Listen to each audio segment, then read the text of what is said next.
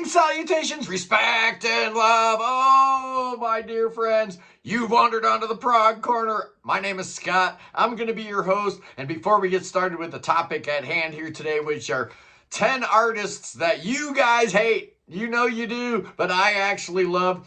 I got a little care package from Portland, Oregon. I don't know if Dude Man wants me to say his name on the channel, so I'm just going to call him the dude from Portland, man. Check out what I got today. This is crazy. This is crazy. Oh, this is how you make friends here in the Prog Corner. Absolutely. I got gifted some vinyl, and you can tell I'm pretty happy about it. First of all, yeah, I needed Abraxas. Yeah, this is the quadraphonic version of Abraxas. I only had the debut album, so I absolutely needed this in my collection. Thank you. How about a little Pineapple Thief, man? Oh, yeah. What We Have Sown, probably my favorite album by them. On vinyl, oh, man, so happy to have this. And also, Someone Here Is Missing on vinyl from the Pineapple Thief. Thank you, thank you, thank you. I only had the third Flying Colors album, so wouldn't you know it? Here's the first one. Oh, yeah. Oh, yeah. And, oh, if that's not enough, he gave me the second one, too. Oh, Second Nature. So now I've got all three Flying Colors on vinyl. Pure Reason Revolution. They're on a hot streak, but I don't have any other vinyl. Here's Above Cirrus. Fantastic album. And Upnea. These guys are really on a tear right now, putting out some great stuff. And finally, out of Norway, I've only got one Gazpacho album. Now I got two Gazpacho albums. Here's the new one, Fireworker. So, wow, what a score. I am so happy, man. Thank you, Dude Man in Portland. That was absolutely astounding, brand new vinyl. So happy. I'm not worthy, absolutely. Well, anyway, today we're going to be talking about 10 artists that always pop up on the most hated bands of all time, most hated artist list. But I actually like, now, I've been doing some of these most hated bands I despise and all that kind of stuff. And I usually preface it with a little something about a band or two that not going to be on the list. Well, I'm going to collate all that stuff all in one place. These are the bands that you guys hate that I actually like quite a bit. And I just thought of a couple more. Bruce Springsteen. You guys don't like Springsteen, but I kind of do, man. I mean, The River, Darkness at the Edge of Town, Born in the USA, Born to Run. Those are good albums. You know, they're not bad. Also thought of a couple more, but well, maybe I'll save that for another episode. Who knows? At number 10 for bands I like, but I know I shouldn't like because you clowns hate them. How about Korn? First of all, what's with the children spelling, right? They always do that R backwards. It's ridiculous. I hate that. Very childish. Yeah, and the band sound kind of got a little old after a while, but I'm telling you, man, I'm a big fan of those first two albums. I really think they're great. The third album's pretty good, too, the one with Freak on a Leash.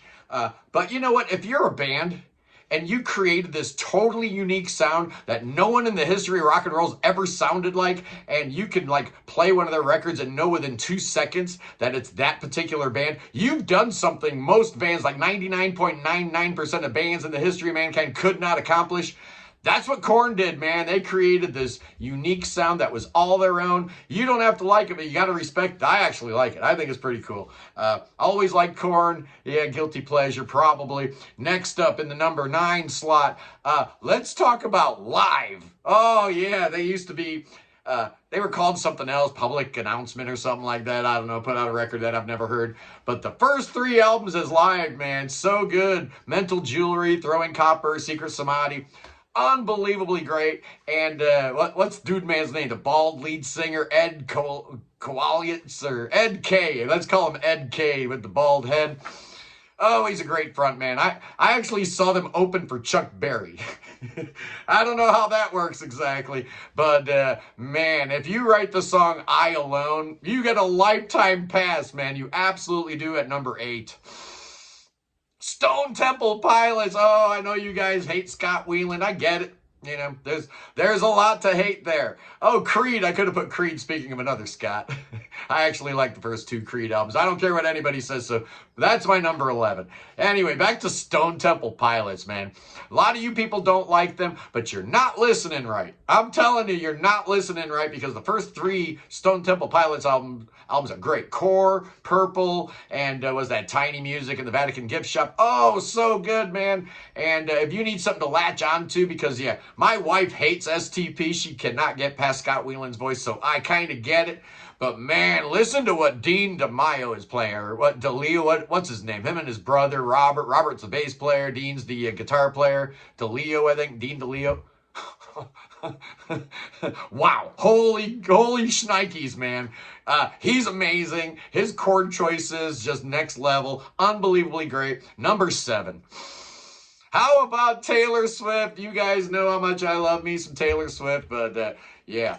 I know you don't like her. Very few of my audience members probably are fans of Taylor Swift like I am, and I get it. I understand. There's very little redeeming qualities to Taylor Swift. I can't really recommend her to a lot of prog fans for any particular reason other than the longest song that's ever hit number 1 on the Billboard charts is Taylor Swift's All Too Well, which is over 10 minutes long. I love Taylor Swift. I don't care what you guys say. Number 6. Ditto the Osmonds. Yeah, I did an Osmonds episode, so you guys know how I feel about them. I actually believe that their first 5 albums are amazing. I love them. I really do, especially Phase 3, Crazy Horses and The Plan. Those 3 albums are amazing, bro. I don't care what you say. Lots of variety on them. They go through a lot of different style changes. There's some moments that sound like prog. I don't care, man. Donny Osmond has more talent in his little pinky than I've got in my entire body, and that's a fact, and that's why I've always hated him and always admired him in equal measure. At number 5, it's Nirvana. Oh, yeah, you guys are going to freak out. It's Nirvana. Oh, I know you don't like them, but you're wrong. You're dead wrong. Yeah, the first album wasn't great. That Sub Pop release, Bleach, it was okay. But then they got a different drummer. They got this cat named Dave Grohl who'd been playing in a band called Scream that my band had opened for a few times. So we knew Dave, and we knew his talent level. So when he joined Nirvana, I knew something was going to happen, something special. And it most certainly did. Nevermind and In Utero are 2 of the greatest albums of all time. Dave is one of the greatest drummers of all time. Kurt Cobain, one of the greatest songwriters of all time. Such an amazing band. If you don't like Nirvana, you're wrong.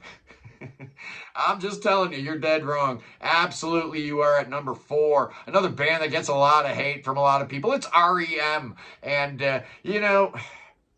their last 4 albums are absolute garbage, but if you go from the beginning all the way to Automatic for the People, there's not even a bad track, let alone a bad album.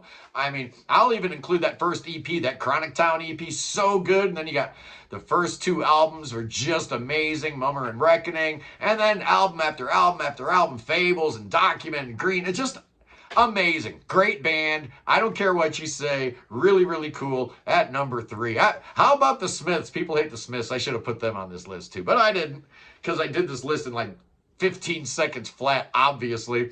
At number 3, you guys know I love Kiss, and I don't want to hear anybody talking smack about Kiss, because a big part about being in a band, right? Let's be honest here. Let's be really, really honest here. We're talking about rock and roll. Yeah, we're not talking about classical music. We're not talking about, does it follow the proper sonata form and, structure? This is rock and roll, man. An image is absolutely everything. And these guys had the genius to put the makeup on, to do the costumes, so that you couldn't even tell that the guys weren't even very good at first at their instruments. They got better. But one thing was always there with Kiss. A, it was the showmanship, always there. And B, the songs were good. I don't care what you say, man. Early Kiss was fantastic. I love them. I think all the way through Dynasty, they were dynamite. And marketing's a big part of being in a rock and roll band. I don't care. The whole image of a band is a big reason why I would get interested in a band and start listening to the band, because of the backstory, right? Because of the, the image, or the, the whole mystique that was built up around a band. So, yeah, if you don't like Kiss, you obviously don't understand it. You obviously don't really like rock and roll. You're just like some jazz or classical guy that dabbles with the prog because it gets a little complex. Prog is short for progressive rock. Let's not forget the rock and roll part, people, ever. Number 2. You guys know I love Motley Crue, and I will brook no dissent about it, especially those wonderful first 3 albums by them. Oh, man, they were dynamite. Vince Neil could even sing back then. Tommy's a good drummer, Mick's a good guitar player, but this is obviously Nikki Sixx's band, and Nikki Sixx was a big fan of the band I was in, so guess what? I will never talk smack about Motley Crue ever, no matter what. That's it. You know it. Number 1 is going to be U2. I've talked about it before. I've done a whole episode about it before, about how cool they were to me, how they spent like an hour and a half of their time talking to little old me when I was like 18, 19 years old at the time.